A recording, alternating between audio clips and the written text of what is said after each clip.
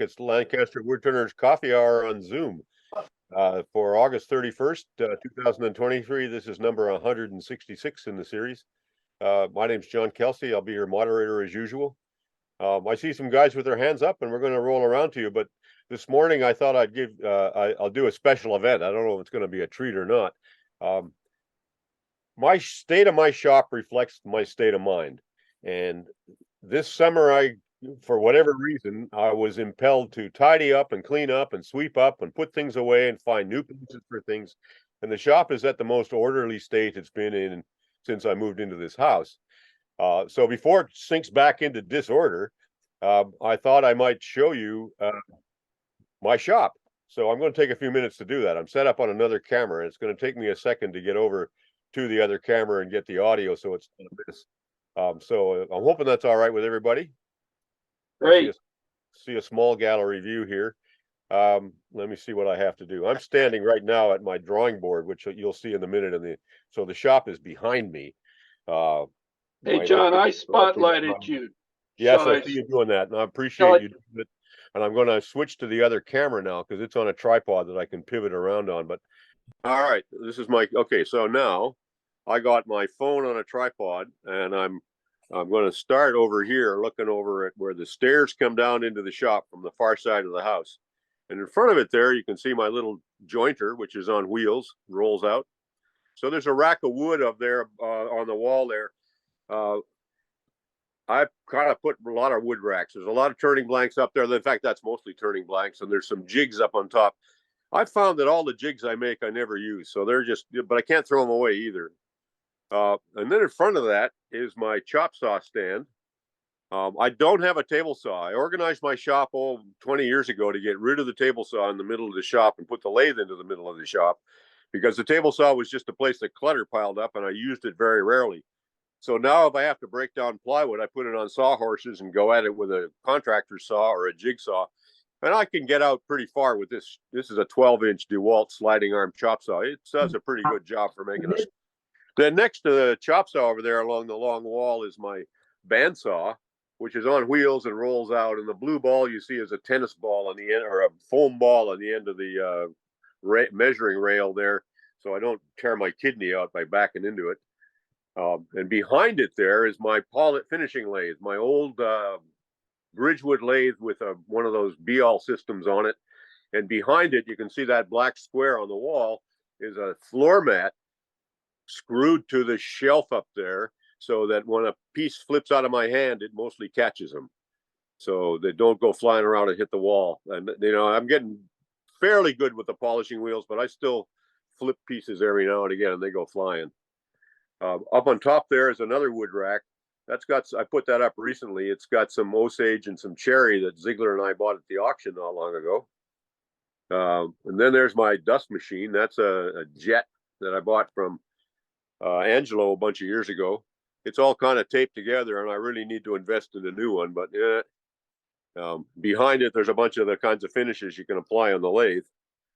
And then over there's a conventional workbench. Well, it's not that conventional. It's a 2 4x6s, plain flat and glued together with a vise on the end, and a couple of slots for stops. And on it is cane hardware and some cane shafts and a long steady rest, because that's what I'm currently working on. And above that is another rack of turning blanks. And the front of it there, right in there, that's where I park all my magnets. I got hundreds of magnets hanging there ready for use. And, I don't know. I think I go on wood acquiring every year, and I acquire more wood and make more storage for it and use some of it. And I'll go over there in a minute. There's another rack of wood back there. And as you can see there, the shop opens to the outside. Those doors go out through my wife's potting shed into the backyard, which is lovely. You're going to hear beep, beep, beep. That's the construction site next door. They're building a monstrous house. So as I continue to pivot around here, now we're looking at the back of the lathe.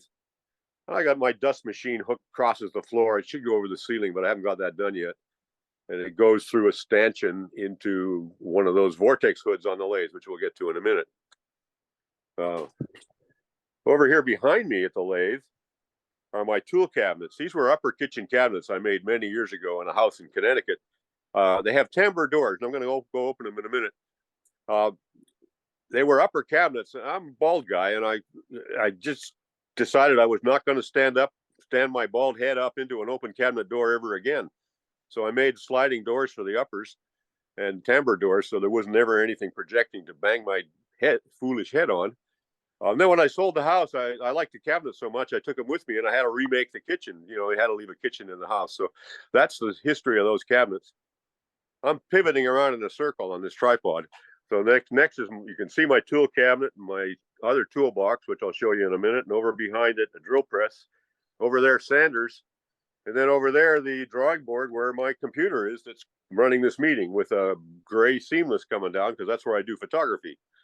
So that's, oh yeah, and then there's another offside stand here that's absolutely littered with, you know, the turning projects of yesteryear, that the things that I'm still thinking, oh, I could do something with that, or you know, parts and things that could be finished and things that'll never get finished, and you know, the kind of things the turning shop accumulates. A lot of that around here.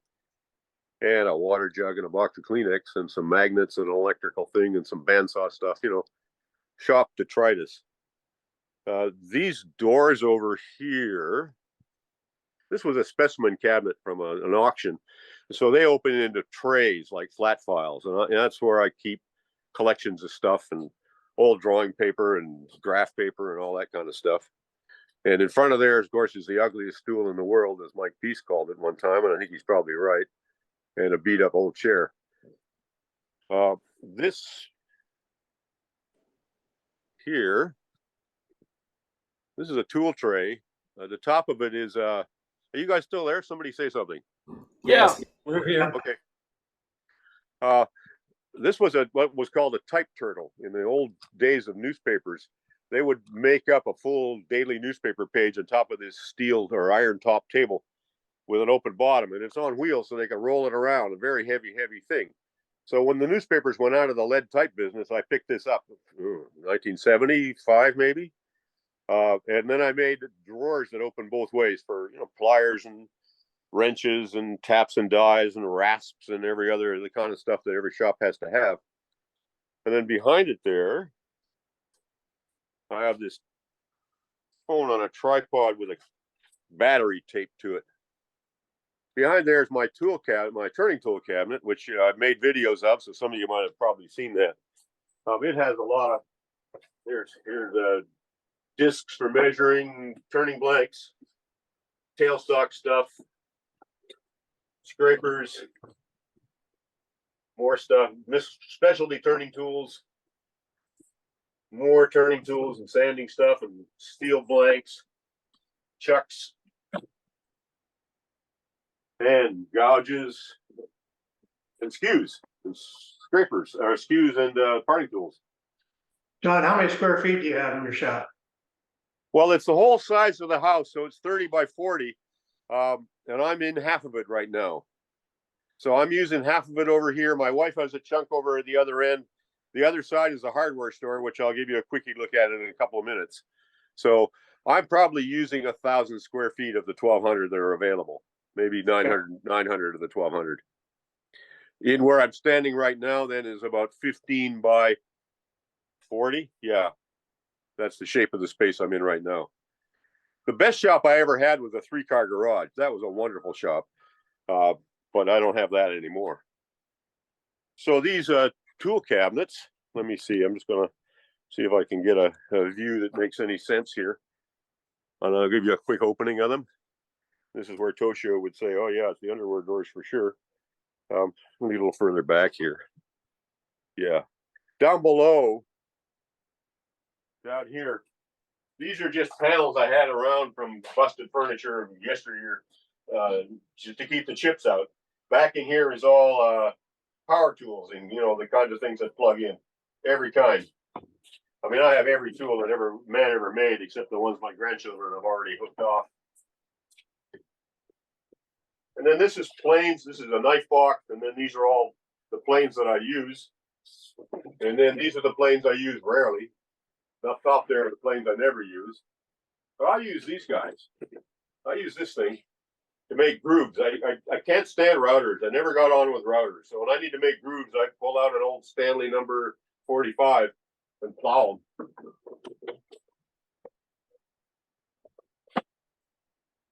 And then this one here, this one's every kind of thing, marking gauges and tapes and awls.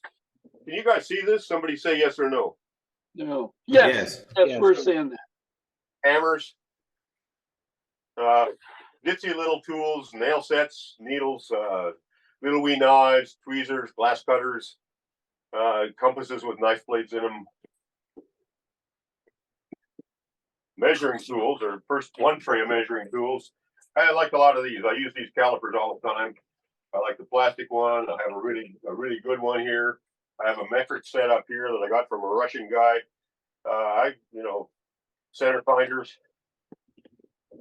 Another tray of compasses and dividers and squares and angle finders, angle tools, level. Saws down here. I'm not going to pull that one out. So that's that one. And then this is, glue, pencils, like that. And then over here, can you still see me? Am I still on? Yeah, a little bit anyway. Yep. Drill bits, power drills, 2 power drills, every kind of drill bit. When was the last time I used an auger bit? Can I throw them away? No. Anybody want to buy them? I don't think so. Do you have a brace with it? Bits. These are kind of useful. These are 3/16 bits that are 8-10 inches long. You get real long holes and things. So that's there. And then this is carving tools mostly. Oh yeah, drill bits. All the drill bits are in here. And then up there some carving tools that I also rarely use. Up above there, of course, is a whole lot of turning blanks above the tool cabinets. Anybody got any questions or comments on what you've seen so far? I love the idea of multiple trays behind one door because you can see so many things at one time. I like that. Yeah, I find it really helpful. And a lot of these are flat woodworking tools back here, but I use them all the time for different things. I use them, with the lathe, and I do flat woodworking too. So I'm not comfortable without my flat tools nearby. Okay, over here is another tool cabinet that I made many, many years ago. This is directly behind the lathe. This one has all the batteries on top and all the chargers.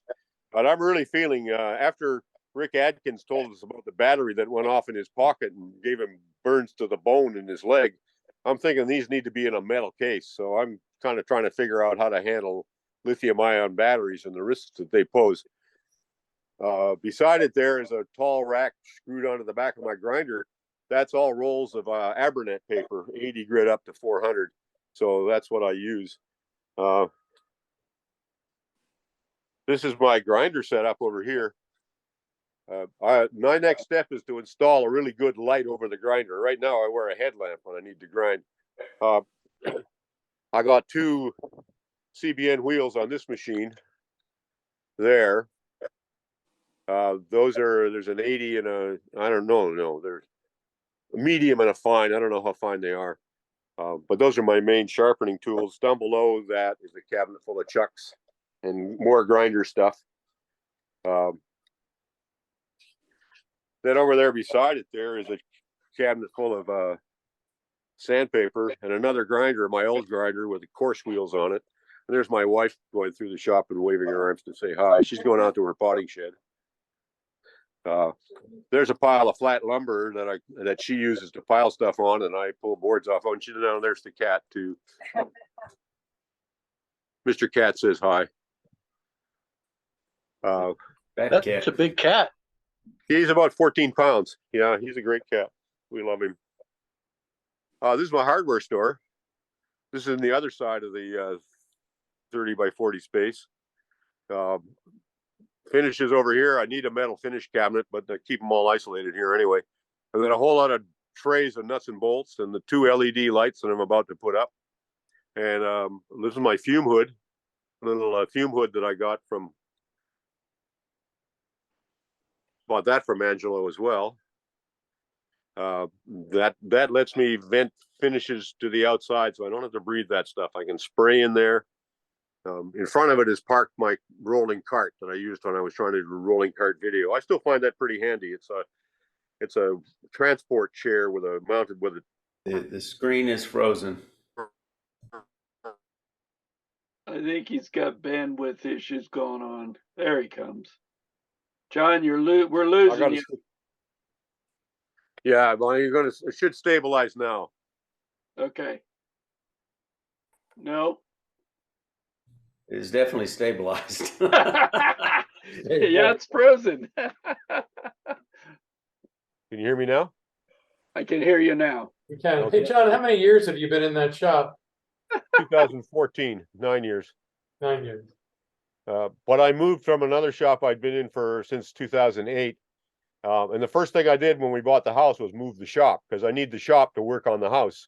So that was step one in the move. And then the same in the previous, then I moved around. I had been moving around for a few years and had my stuff all in storage. But before that, from 1976 to 92, I had a place in Connecticut that I built a shop out back of. I had a garage and a shop and another outbuilding. So I really could spread out in there. And then I moved to a house where I had an outdoor single car garage and then most of a 2-car garage under the house. And I was there for about 15 years. So my shop stabilized and I moved the shop pretty much as is. So I consider it a pretty highly evolved shop. It works pretty well for me. I can do flat woodworking. I can do turning. I got 2 lifetimes of turning wood here. And I'm not acquiring anymore because I got no more room for turning wood.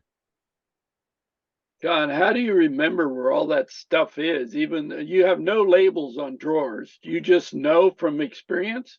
No, I have a lot of labels on drawers. You don't see them in the video, but the drawers are labeled. I know what's in the drawers by their labels. I have to. And the habit I'm forcing myself to is put like with like and put it in one place and leave it there. Because now in my old age, if I move stuff around, I don't remember doing it and it's lost forever. Anybody else? Questions, comments? That was fun for me. Looks like you're a bit of a pack rat, John. I'm sorry? You're a bit of a pack rat. Well, yeah, can't help it. Yeah, I am.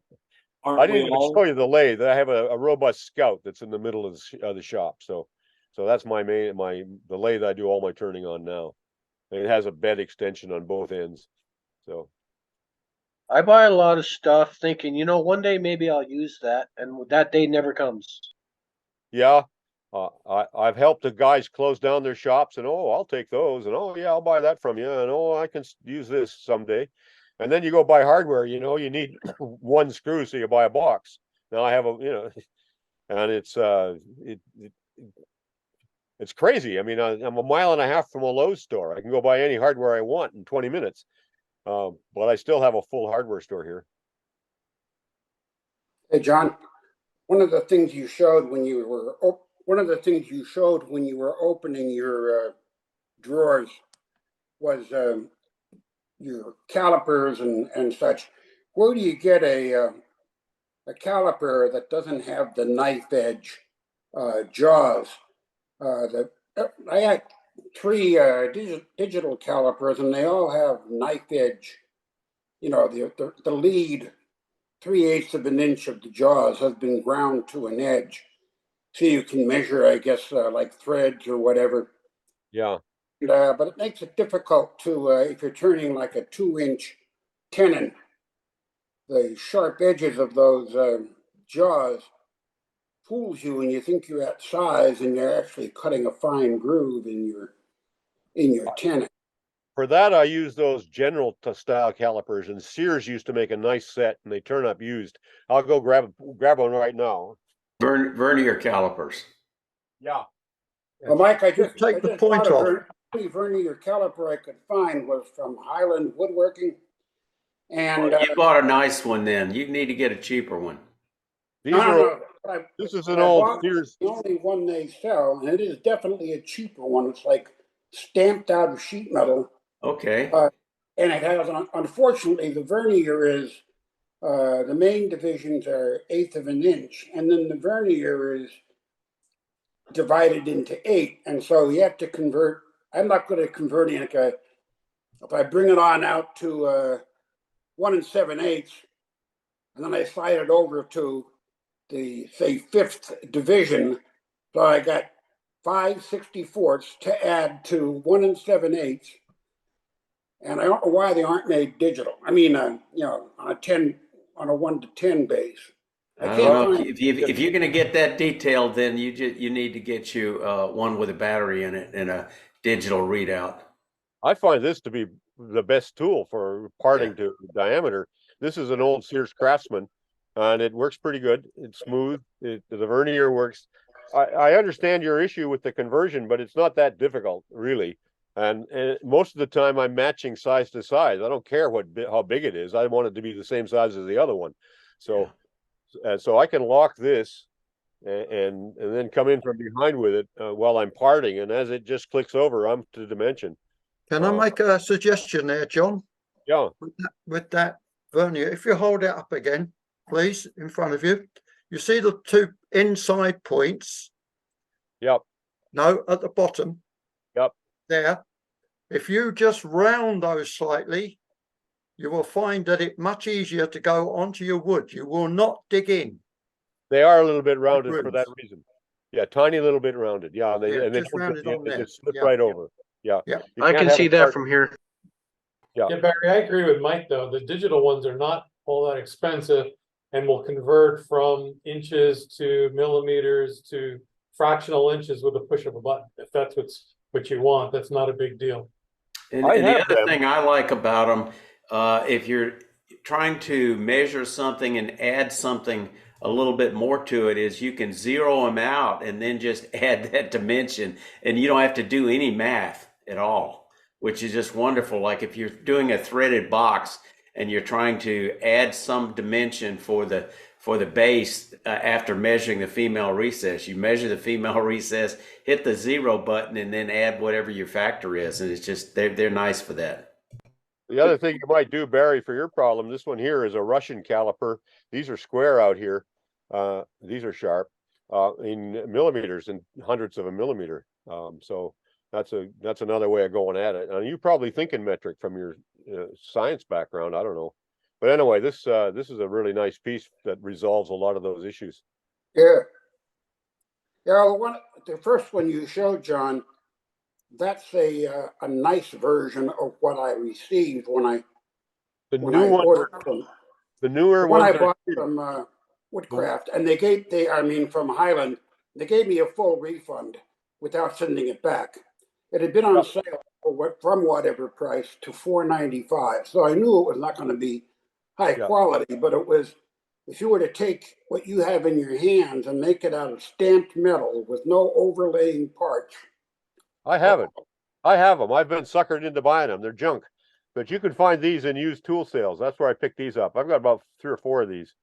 The cheap one comes in a Harbor Freight set with about 5 other measuring tools for $10. Yeah, but they're stampings and they're really hard to make accurate to hold the setting. These are a little bit squarer. They're stamped out, but they're ground finally. Anyway, that's calipers. You got to have calipers, that's for sure.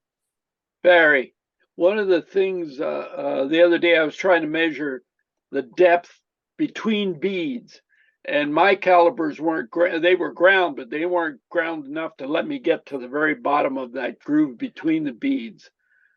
So the opposite was true for me. I like the ground ones. Or you use a compass or dividers to measure and then hold it against a ruler. Yeah, that works. Yeah.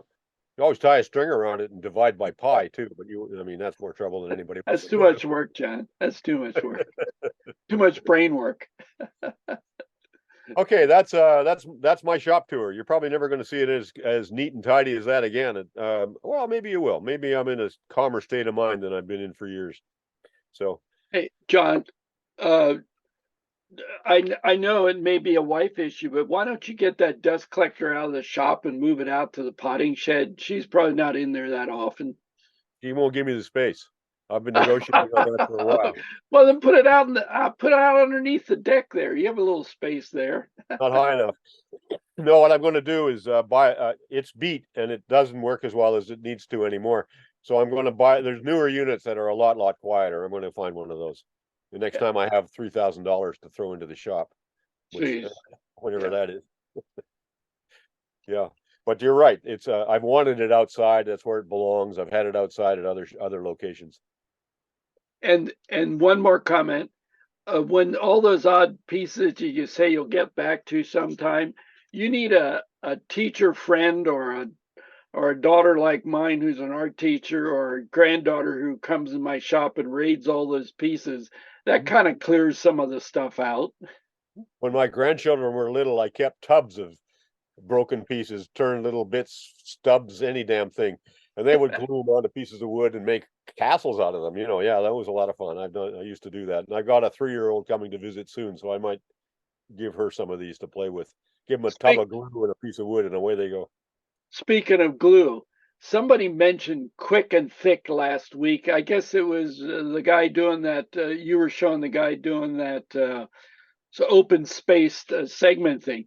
I bought some of that stuff, and man, my granddaughter was over, and we were gluing stuff to without having to cut or nail. And boy, that stuff works.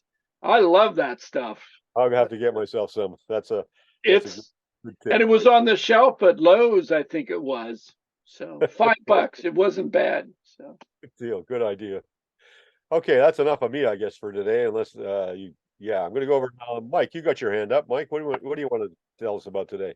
Okay, I got just a couple of things. I did a remote demo for a club in New Jersey, and I made this dogwood little box. That's a sweet little design. I had to finish it outside of the demo. I couldn't finish it. I was covering other materials, but it's it's got a nice slip lid, and it's got just a little bit of texturing in the bottom. You have a design of that on the lid. There we go. That's a highly evolved design. How many of those have you made, do you think? Oh gosh, this design I've probably made maybe 50. Yeah, I thought so. Yeah, I'm sneaking up on trying to evolve a design and along the same lines, with this lid and beads. I'm using magnets, and so, but it's the same problem. It's a long-term proposition to get all those details to resolve. Now I had a couple of other pictures here. Let me see if I can get the screen share going. I thought I had the screen share down, but I think I've got too many screens open.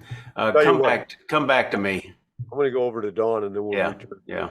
Dawn, you have the floor.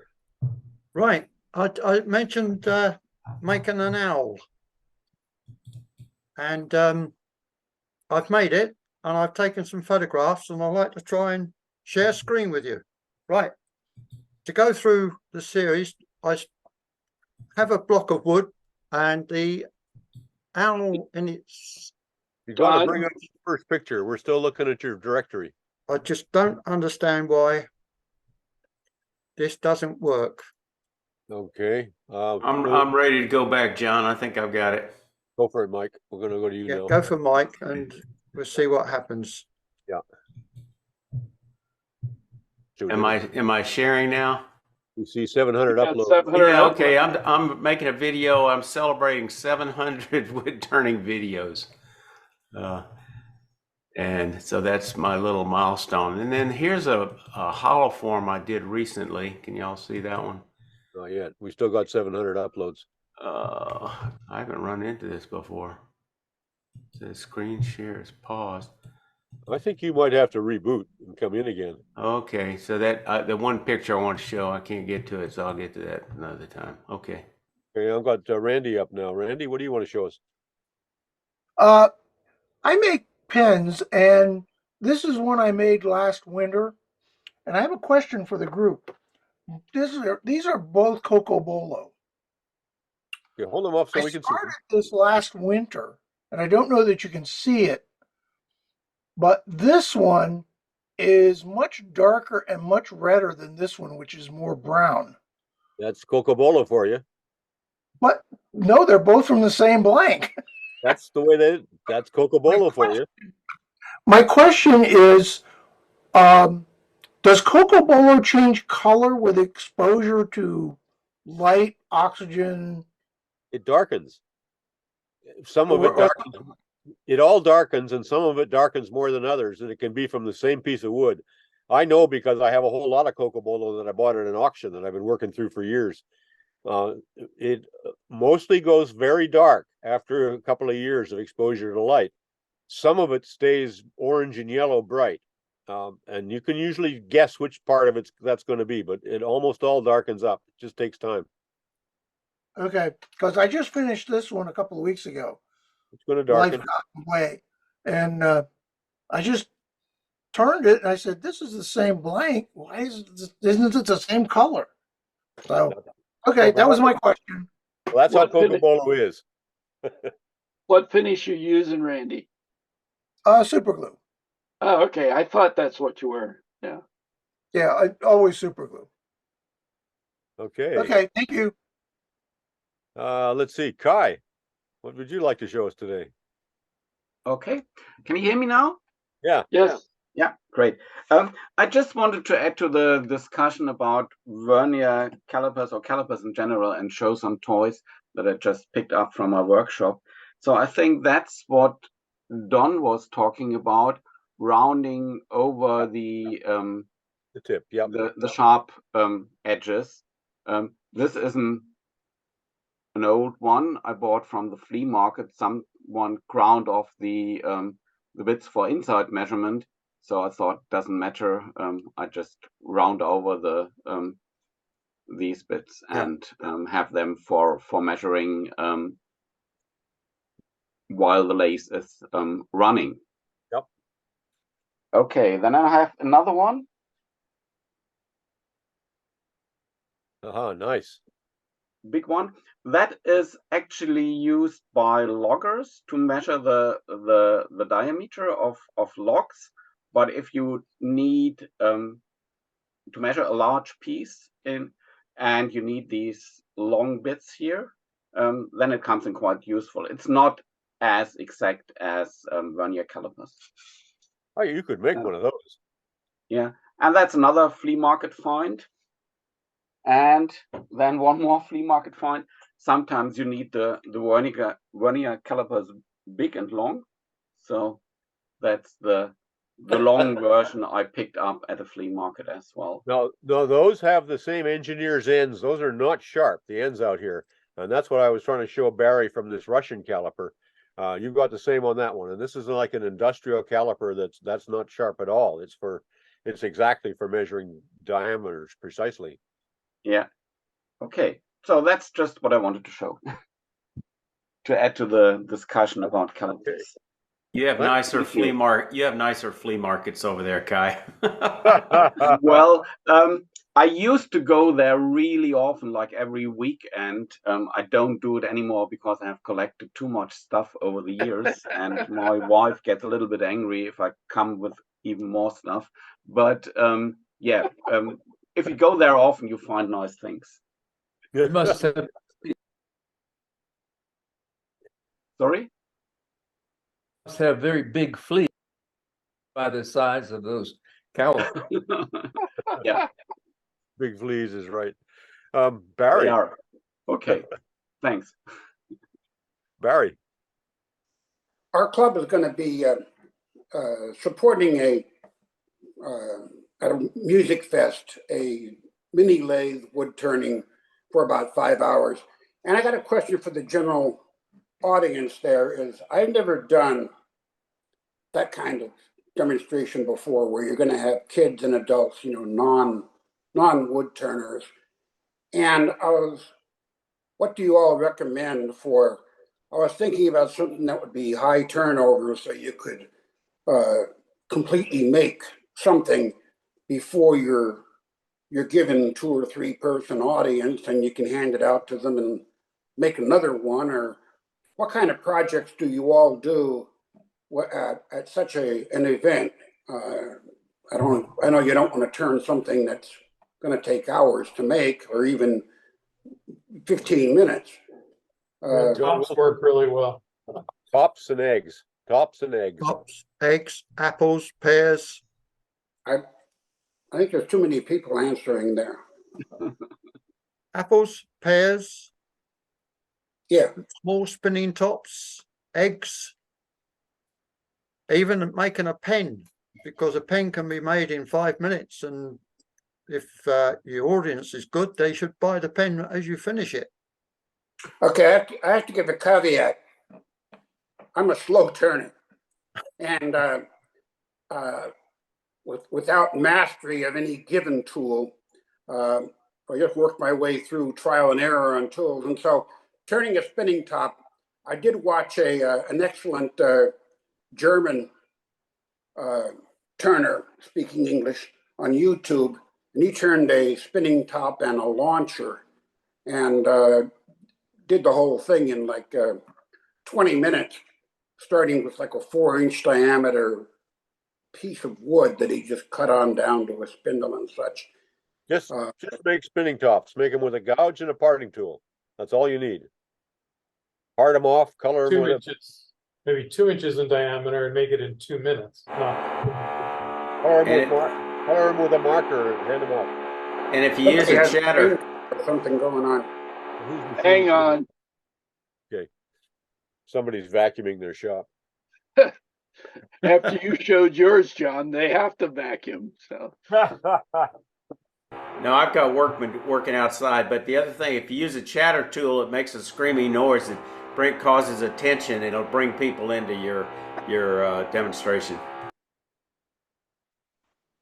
I make these. At the farm show one time, a number of years ago, I made just some really small boxes. They didn't have a lot of style or anything like that, but the kids really enjoyed them.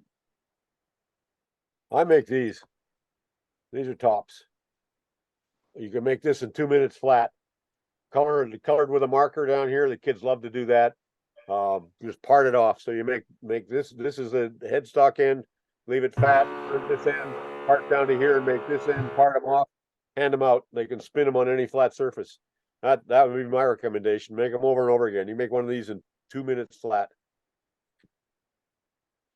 Okay. Yeah, I agree with you, John. Spinning tops are really great to make because they are quick.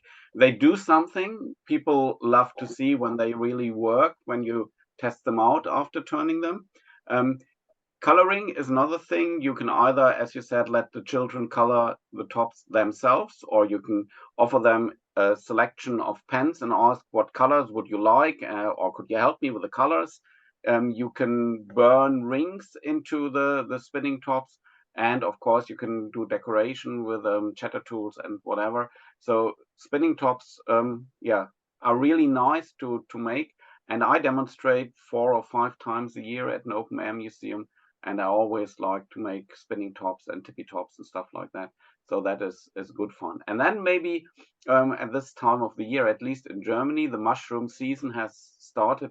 You can turn mushrooms. They are really quick to make. You don't have to stick to certain measurements as well. So that's a nice thing as well. People like to take them away for decoration.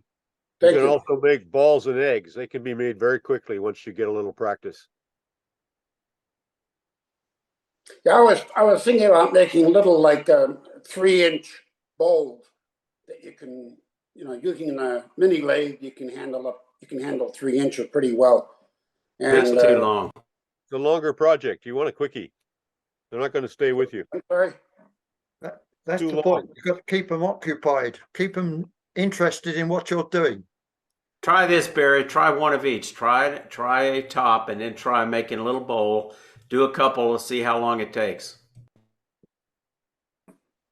I have done that, and it can be like 12 minutes or so. Too long. I just use a wood worm on and screw it on, turn the bottom, and you're not going to keep them 12 minutes. I'm sorry. You're not going to keep their attention for a lot of them for 12 minutes. You got to get it down faster, simpler. Go with the top. Top's the way to go, and they've never seen it before. So making them over and over again, you get a lot of good practice, and everybody who comes to watch you gets a show they've never seen. The nice things about tops is they have something they can do with it right away. So you make them mushrooms or something, they just sit there and look pretty, so. They take away the top with them. They got a souvenir. Everybody's happy. And is a Sharpie acceptable for coloring, or do you have some Sharpies are great. pen? Colored pencils are good. Sharpies are good. Kids markers are good. Go to Walmart. You can get a nice set, very inexpensive. Slow the lathe speed down to about 200, and of course, you're going to color it in a negative rake position with the point lower than the handle. Yep. And wax crayons are really colorful, and they go on really, really quickly, and they're they're cheap and easy and quick. But one thing you might want to do is make yourself a platter and have half a dozen tops sitting on the platter. So while you're turning a top, the little ones will play. They'll play with the tops that are on the platter, and then the adults will still watch you finish making the one you're making. Good tip. Anybody else with hard-won experience here? If anybody wants to email me suggestions, so I can debate them and practice with them and see what tools work best. And if you would submit, tell me what tools you use on turning it, because when in doubt, I'll go to a scraper just to avoid a snag in public. I'll tell you what, I'll come over to your place next week after the holiday weekend and show you how I make tops. And I think you're a little bit of afraid of the process, but it is so easy once you get the knack, and I'll show you. You'll like it. Okay, thanks. Okay, where are we anyway? 10:49. Who's John Chalikian? What do you want to show? And then we'll come back to Don. He can try again. I just wanted to, last week I went to the Peter Valley Craft School, and I took a course from Beth Ireland. It was titled Turned and Bandsawed Boxes. And hopefully I have to send you her information, John. I had asked her if she'd be interested in joining us in one of the coffee hours, and she said she would. So John, I'll get in touch with her and invite her on. We haven't done an interview slideshow with an artist in a long time. I'll see if she'd like to do that with us. That would be a lot of fun. She's terrific. Yeah, she is. She's pretty incredible. She's had a shop since 1983, been a professional woodworker, and specialized in architectural turnings. But she's experienced or got I guess an MFA in sculpture. And so what this course involved was, or what her emphasis was in design and thinking outside the box, and just kind of a whole different approach. So one of the things that I did finish was this box. Wow, that's a real departure for you. Yeah, right. Frankly, I was kind of intimidated at the thought of this whole thing. And one of the requirements was to take a sketchbook and carving tools and all sorts of stuff. So this started out from a block of wood. We kind of slabbed it, and she showed how to do actually more thinking in different approaches. So, and this one was to involve some materials that hadn't used before. So the box is bandsawed. The knobs are turned. This is the shop. It's in the Peter Valley Craft School is actually in the Delaware Valley, or Delaware Water Gap National Recreation Area. It's a beautiful area. The school occupies an old village, or village that was in the 70s. The Water Gap was actually going to become a whole big dam and for a nuclear plant water supply, and that all got shut down, and then it became the Delaware Water Gap. It's a beautiful area, great canoeing and paddling, a recreational area. Anyway, the shop, very well equipped, They had like 4 bandsaws that have 8 lathes. They're one-way lathes, and they teach flat work. They have a great variety of classes, and they also teach ceramics and weaving and pottery, also a whole variety of crafts, jewelry, blacksmithing, ironwork. The shop is surrounded by walnut trees. And unfortunately, because it's part of the recreation area, any trees that come down or anything they can't touch. It all just has to just lay there. But real good course. She's an exceptional instructor.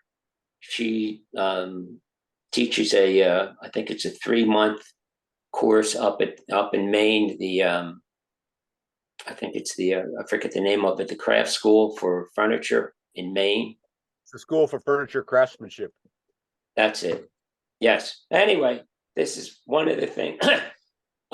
She said she kind of crammed in 5 weeks of instruction in 5 days, and I kind of believe it. I have a few different objects that we got started, and she was moving on, so I just set those aside, and I'll get to them sometime in the future and finish them up, and I'll show you that stuff. But great course, great lady, and so that was like a 5-day course?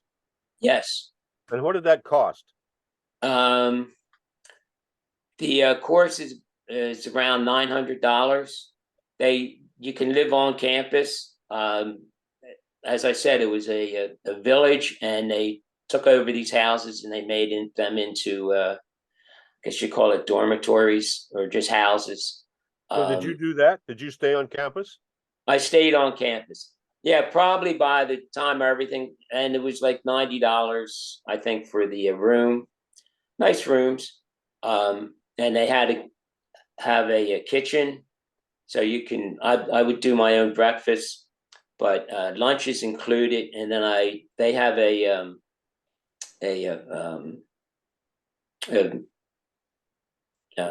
dinner. I mean, they have a full kitchen, professional kitchen. And so I did my dinners there. I also went out a couple of times to local areas, and I met a friend for dinner. Folks are familiar with the Poconos in Pennsylvania. It's right on the border. Some people might know Digman's Ferry. It's just a few miles from that. Probably by the time all things were said and done, I haven't really added up the whole thing, but it's probably around $1,400-1,500 for room, board, and everything. That's actually a real deal with what you got. You got 5 days of world-class instruction there. Yes, absolutely. How many were in the class? The typical class, the maximum class is 8 people. 8 people were signed up. 1 person never showed up. 2 people, they were probably in their 80s, had never turned, a husband and a wife, and they were part of the class, and they stayed 2 days. The gentleman was had a walker, and it was difficult for him to get around the campus. So after 2 days, they left. They completed a project, and so they left. So then we had 5 people.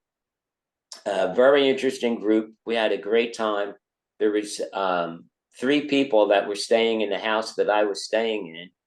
And then there was a total of 5 people in the house. 2 were weavers, and we had some really nice evening chats with some wine and bull sessions, and Beth joined us a couple of nights. So it was really great, a lot of bonding. We had some talented people in our class, and yeah, it was a great experience. We learned a lot, made a few friends, and definitely had me thinking outside the box, and I got a lot to process. Since I've been back, it's been really funny. I got back and I kind of spent some time cleaning up my shop because I took tools. They have tools there. They have a whole assortment of tools, good selection of tools. But I took a bunch of my own tools, so I was putting them back and kind of reorganizing my shop, and then just, life, doing laundry and food chopping and cutting the grass and helping friends do some different projects. And so I haven't really gotten to do any turning since I've been back, but hopefully next week I'll be able to do that. Mike says that similar schools are Arrowmont. Yes. I think And, that's down in Gatlinburg. No, that's And, John Campbell Folk School is down in, well, I don't know which is which, Arrowmont and the John C. Campbell Folk School. Campbell is in Tennessee someplace. I'm not quite sure where. Campbell is North Carolina. Arrowmont is in Gatlinburg. All right. Yeah. I think she may have done some teaching down there too, Beth. Beth has. The Center for Furniture Craftsmanship in Maine offers some short courses during the summer as well. Mm-hmm. 5-day sorts of things. Yeah. There's a number of craft schools around the country. It's very neat. I mean, I first heard about Peter Valley, I guess 2 years ago in the AW, American Woodturners magazine, where they did an article on 4 or 5 different craft schools. It's and, the Mark Adams School in Indiana as well. A lot of flat woodworking and some turning and carving goes on there as well in the summer. Also short courses. Yeah. John, what was the name of the school again? Peter Valley Craft School. Peter Valley. Okay. Peters Valley Craft School. Peters plural. It's in Layton, New Jersey, but they have a website. I think it's Peter Valley Craft School. I think it's .org. Yeah, might be .com. I'm not sure. It's easy to find. It's absolutely worth a look. I visited there many years ago. It was a terrific place. Yeah. Any other questions for Don or craft schools to mention that ought to be mentioned here? I see that Ziegler's out in his workshop, but we're kind of time for a tour now, and Don still has his hand up. We're going to have to come back to you next week, Don. Yeah, I'll try and find out what it is. Thank you all, everybody. Very fun coffee hour. Thank you for indulging me in my shop tour. I enjoyed doing that. Let me see if I just want to see the whole gallery here. Now I can see everybody's smiling faces. There's still 36 on board. We had 40, I think, at the high point this morning. And I'll see you all next week. Wood shop. Thank God for wood.